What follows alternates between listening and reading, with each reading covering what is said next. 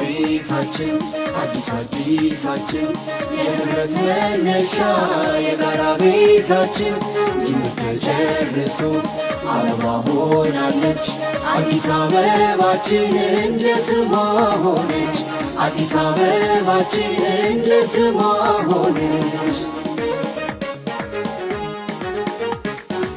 የቀናት ልፋትን ጨርሶ መቋጫ የልፋት የትጋት ሪቫን ማስቀመጫ የመጨረስ ቀን ነው ከቀን የተለየ ሀሳብን በእውን መሬት ላይ ያሳየ የመጨረስ ቀን ነው ከቀን የተለየ ሀሳብን በእውን መሬት ላይ ያሳየ የመጨረስ ቀን ነው በድል የታጀበ ጉልበትና እውቀት በአንድ ያነገበ የመጨረስ ቀን ነው ጅምር ያበቃበት ከተስፋ ባለፈ ፍሬ የታየበት የመጨረስ ቀን ነው ጅምር ያበቃበት ከተስፋ ባለፈ ፍሬ የታየበት የጨረስንበት ቀን ነው በልብህን የሰራነው የጨረስንበት ቀን ነው ልክ እንደጀመርነው ቀን ነው የመጨረስ ሀገር ይበለው ደስ ሁሉም ይበለው ደስ የጨረስንበት ቀን ነው ላብም እንዳፈሰስነው የጨረስንበት ቀን ነው እንቅልፍም እንዳጣነው ቀን ነው የመጨረስ ሀገር ይበለው ደስ ሁሉም ይበለው ደስ። ራስ ደስታ ዳምጠው ሆስፒታል በጣም ታሪካዊ እድሜ ጠገብ ሆስፒታል በዚህ መልክ ተቀይሮ ዛሬ ውጤታማ መሆን ስለቻልን እንኳን ደስ ያለን እንኳን ደስ ያላችሁ ማለት እወዳለሁ። ጀምሮ መጨረስ ጨርሶ መጀመር ለከተማችን ባህል እየሆነ መጥቷል። የዛሬ 5 ዓመት አካባቢ ህዝባችን መርጦ ኃላፊነት ሲሰጠን አንዱ ቃል የገባ ነው አዲስ አበባን የጤና ቱሪዝም መዳረሻ እናደርጋታለን የሚል ነበር። ያኔ በዚህ ፍጥነት የጤና አገልግሎትን ተደራሽነት በማዘመን በማስፋት እንዲሁም የጤና አገልግሎትን ጥራት በመጨመር ዘመናዊ የሕክምና መሳሪያዎችን ወደ ኢትዮጵያ በማስገባት እንደዚህ አይነት ለውጥ በፍጥነት ይመዘገባል ብሎ ያመነ ብዙም አልነበረም።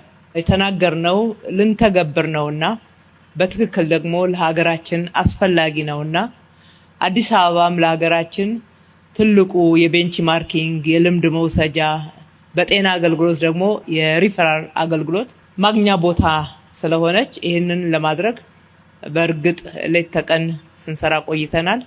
24/7 የስራ መርሃ ግብራችን በጤናው ዘርፍ ላይም እንደዚሁ ተተግብሯል ማለት ነው። ባለፉት 5 ዓመታት ለጤናው ዘርፍ በሰጠነው ትኩረት መሰረታዊ የጤና መሰረተ ልማቶችን የማስፋት ስራ አንዱ ዋንኛው የትኩረታችን ማዕከል ነበር። በዚህም ሂደት አዳዲስ 4 ሆስፒታሎችን 1/5ኛው ሆስፒታል ደግሞ በከተማው አስተዳደር ክትትል በግል ሴክተር ተገንብቶ አገልግሎት ጀምሯል። እነኚህ 4 የከተማው አስተዳደር በጀት ተመድቦላቸው የተሰሩ ሆስፒታሎች አበበች ጎበናን፣ ላፍቶ ስፔሻላይዝድ ሆስፒታል፣ ኮልፌ፣ ገላን እያልን የምንጠራቸው ናቸው። አዳዲስ መገንባት ብቻ ሳይሆን ነባሮቹን አድሰን አለቀን ታሪካዊነታቸውን ጠብቀን አገልግሎታቸው ደግሞ የላቀ ይሆን ዘንድ ብዙ ጥረቶችን ያደርገናል። እነኚህም በዘውዲቱ በዳግማዊ ምኒልክ ዛሬ ደግሞ እነሆ በራስ ደስታ ውጤቱ ታይቷል ማለት ነው። ከዚህም አልፎ ወደ ህዝባችን አገልግሎቱ ቀረብ ያለ ይሆን ዘንድ 9 አዳዲስ ጤና ጣቢያዎችን በጤና ጣቢያ ስም ብንጠራቸውም የመጀመሪያ ደረጃ ሆስፒታል አገልግሎትን መስጠት የሚችሉ ጤና ጣቢያዎችን ገንብተን ወደ አገልግሎት አስገብተናል። ከ40 በላይ የሚሆኑ ያረጁ ጤና ጣቢያዎችን ደግሞ አፍርሰን አስፍተን ገንብተን ዘመናዊ መሳሪያዎች አሟልተንላቸዋል። ይሄም ሆኖ ግን አዲስ አበባ ላይ ያለው የጤና አገልግሎት ፍላጎት ገና ከዚህ በላይ ነው። መንግስት ብቻ ሰርቶ ሊያዳርሰው የሚችል ወይም ደግሞ ፍላጎቱን ሊያሟላ የሚችል አይደለም። የግል ሴክተሩ የበለጠ እንዲሰራ እየደገፍን ያለነው። በርካታ ሆስፒታሎች በግል ሴክተሮችም የተጀመሩ አሉ።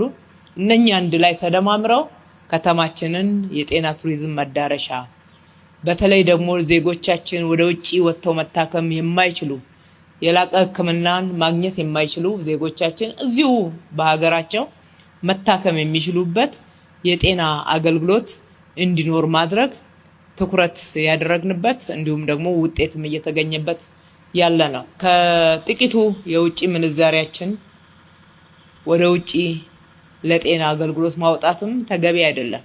እኛም መስራት እንችላለን ሌሎች እንደሰሩት። ይሄው መስራት እንደምንችል እየታየ ነው ያለ። ዋናው በመሰጠት ያለን ሀብት በቁጠባ በታማኝነት ለህዝባችን፣ ለሀገራችን፣ ለጋራ ጥቅማችን በማዋል በትብብር ከሰራን እንደዚህ አይነት ፈጣን ለውጦችን ማየት እንችላለን። ዓለም ከደረሰችበት መድረስ እንችላለን። መድረስ እንደምንችል እስከዛሬ ድረስ የተሰሩት ስራዎችና የታዩ ውጤቶች ሕያው ምስክር ናቸውና እነኚህን የጤና ሕክምና ማዕከላት በአዲስ መልክ ስንገነባ ራስ ደስታ ዳምጠው የመጀመሪያው ሳይሆን ሶስተኛው ነው። በእርግጥ መጀመሪያ መጥቶ ራስ ደስታ ዳምጠው ምን ያክል እንዳረጀ አገልግሎት ለመስጠት በተለይ ለጤና ባለሙያዎች እዚህ ለምታገለግሉት ምን ያክል አስቸጋሪ እንደነበረ የጤና አገልግሎቱን ለምትወስዱት ታካሚዎችም በምንም አይነት በዛ ሁኔታ ውስጥ ማርካት እንደማይቻል ያየንበት ሁኔታ ዛሬ የተሰራው ምን ያህል የላቀ እንደሆነ እንድንናገር ያስገድደናል ማለት ነው። ይሄ በጥራት ተገንብቶ የነበረውን አገልግሎት በእጥፍ ማሳደግ የቻለው ዛሬ የመረቅነው ህንጻ ብቻ አይደለም። ውስጡ እጅግ በጣም ዘመናዊ በሆኑ በተለይ በ2026 የህክምና መሳሪያ ምርቶች የተሟላ ነው። ኤምአርአይ፣ እንደዚህ አይነት ኦክሲጅን ፕላንት፣ በኤአይ የሚሰሩ የዲጂታል ኤክስሬይ ላቦራቶሪ የመሳሰሉትን ማግኘት ምናልባትም በሀገራችን በፍጥነት ከጠበቅን የግል ሴክተር ውስጥ ነው የምንጠብቀው።